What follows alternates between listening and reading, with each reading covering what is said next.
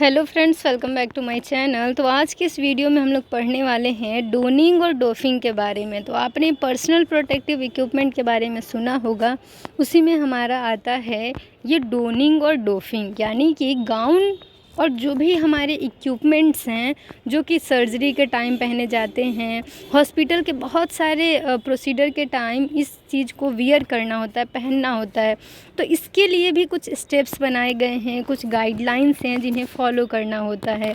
तो डोनिंग और डोफिंग ये दो ऐसे वर्ड्स हैं जो आपको सुनने में तो बहुत आसान लग रहे हैं, लेकिन इसको समझना बहुत ज़रूरी है। एग्ज़ाम्स में इससे रिलेटेड क्वेश्चंस अक्सर पूछे जाते हैं। तो सबसे पहले समझते हैं कि ये डोनिंग होता क्या है। तो डोनिंग एक ऐसा प्रोसेस है जिसमें कि हम लोग पर्सनल प्रोटेक्टिव इक्विपमेंट को पहनते हैं, ठीक है। तो putting on personal protective equipment क्या है, तो डोनिंग है।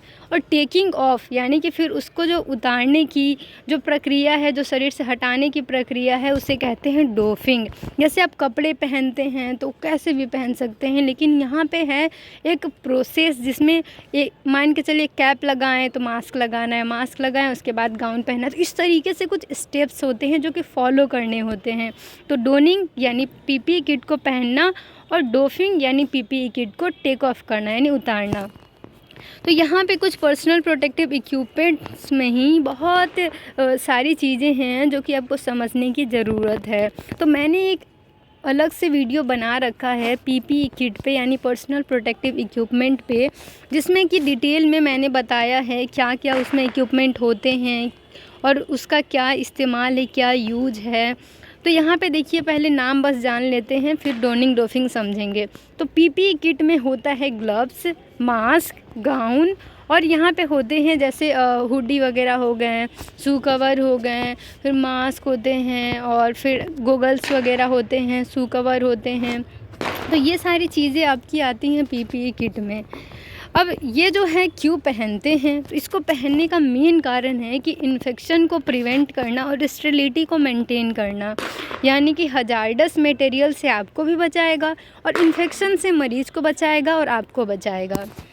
अब नेक्स्ट हमारा है स्टेप्स को समझेंगे हम लोग कि डोनिंग यानी पीपीई किट को पहनने का तरीका क्या है। तो सबसे पहले अपने हाथों को अच्छे से वॉश करना है, यानी हैंड हाइजीन को मेंटेन करना है। और ये जो हैंड हाइजीन है उसके बारे में भी मैंने सेपरेट में वीडियो बना रखा है 7 स्टेप्स ऑफ हैंड हाइजीन पे, तो उसे आप देखकर ज़रूर पढ़िए, जाके सर्च करिए हमारे चैनल पे, तो आपको बहुत ज़्यादा हेल्प मिलेगी समझने में। तो सबसे पहले अपने हाथों को अच्छे से वॉश कर लेना है, धो लेना है। अपना हैंड को हाइजीन करने के बाद नेक्स्ट स्टेप है गाउन पहनना, यानी आप फिर हैंड हाइजीन कर लिए स्क्रब एरिया से आने के बाद, हैंड स्क्रबिंग के बाद गाउन पहनना होता है। Put on the gown ensuring it covers your torso and ties securely at the back, यानी आपको एकदम सिक्योर कर लेना है उसे गाउन को पहन के कि आपका हाथ, पैर, पीठ मतलब सब कुछ अच्छे से कवर हो जाए। गाउन पहनने के बाद आपको करना क्या है, तो मास्क या रेस्पिरेटर यानी मास्क पहन लेना है, जिससे कि आपका नोज़ और माउथ वाला रीजन जो है कवर हो जाता है। नेक्स्ट है चश्मा यानी कि गोगल्स। तो गोगल्स और फेस शील्ड आप लगा सकते हैं, पहनना होता है, जिससे कि आपके आईज़ का प्रोटेक्शन हो पाता है। आंखें ढकी रहती हैं तो आप सर्जरी कर रहे हैं, कभी ब्लड, कभी कोई फ्लूइड, ये सब आँख में जा सकता है और आपकी आँखों में इन्फेक्शन हो सकता है। तो इससे बचाने के लिए आपको चश्मे दिए जाते हैं, गोगल्स दिया जाता है पहनने के लिए। नेक्स्ट है ग्लव्स पहनने होंगे, यानी एक जो है 2 ग्लव्स पहनना होता है, एक इनर अंदर में और एक जो है सब कुछ पहनने के बाद ऊपर से पहनते हैं ग्लव्स हाथ में। तो put on gloves and ensure they cover the wrist of the gown, यानी कि ये जो ग्लव्स होता है वो गाउन के ऊपर जो है पहनना होता है, गाउन के ऊपर का एरिया जो होता है हाथ का वो कवर किए रहता है। तो ये हमारा क्या है, तो आप समझिए कि सबसे पहले हैंड हाइजीन करना है, फिर आपको जो है हैंड हाइजीन करने के बाद गाउन पहनना है, फिर मास्क लगाना है, मास्क के बाद आपको आँखों को कवर करना है यानी आइज़ को प्रोटेक्ट करने के लिए गोगल्स पहनना है, फिर एक गाउन पहनना है। तो नॉर्मली यही सारी चीज़ें हैं और एक मैं आपको चार्ट के थ्रू समझाऊंगी जिससे आप बहुत ही आसानी से समझ जाएंगे। तो आप ये पहले समझ जाइए। तो डोनिंग में आसान भाषा में अगर लिखें तो वो है। अब हम लोग समझते हैं डोफिंग के बारे में। तो डोफिंग क्या है, तो पीपीई किट को उतारने की जो प्रक्रिया है, टेक ऑफ करने की जो प्रक्रिया है, उसे कहते हैं डोफिंग। तो डोफिंग समझ गए क्या है। इसमें सबसे पहले जो आउटर ग्लव्स था, आपने 2 ग्लव्स पहन रखा था, तो आपको सबसे बाहर वाला ग्लव्स जो है वो निकालना होता है। Remove gloves carefully without touching the outer surface and dispose of them properly. उसे निकालना है और लाल वाले डस्टबिन यानी रेड डस्टबिन में उसे डिस्कार्ड कर देना है। नेक्स्ट है गोगल्स यानी फेस शील्ड को निकालना है, जो कि आपके आई को प्रोटेक्ट करने के लिए पहना गया था, तो इसे डिस्कार्ड कर देना है क्योंकि इसे दोबारा यूज़ नहीं करना होता है। ये रीयूजेबल नहीं होता है, सिंगल यूज के लिए होता है, तो आपने एक केस में यूज़ किया उसके बाद इसे डिस्कार्ड करना होता है। नेक्स्ट है गाउन, यानी आपने चश्मे को निकाल दिया, एक ग्लव्स को निकाल दिया, इसके बाद गाउन को निकालना है, ठीक है। तो गाउन को निकालने के बाद यहाँ पे क्या लिखा हुआ है, अनटाई और unfasten the gown carefully and remove it without touching the outer surface. यानी कि पूरे अच्छे तरीके से पहले उसका जो पीछे बांधने वाला होता है उसको खोलना है, फिर अच्छे से गाउन को डिस्कार्ड कर देना है येलो डस्टबिन में, पीले वाले डस्टबिन में गाउन को डिस्कार्ड करना होता है। उसके बाद आता है मास्क और रेस्पिरेटर, तो मास्क को रिमूव करना है अब, जो कि आपके नाक यानी नोज़ और माउथ को प्रोटेक्ट किए था, तो इसको निकाल लेना है और डिस्पोज कर देना है कहाँ, तो येलो डस्टबिन में। बस ग्लव्स को रेड में फेंकना होता है और सारी चीज़ें जो आपने पहन रखी हैं उसको येलो में फेंकना होता है, ठीक है। जो गोगल्स वगैरह हैं उसको रेड में फेंकेंगे, ग्लव्स को रेड में फेंकेंगे।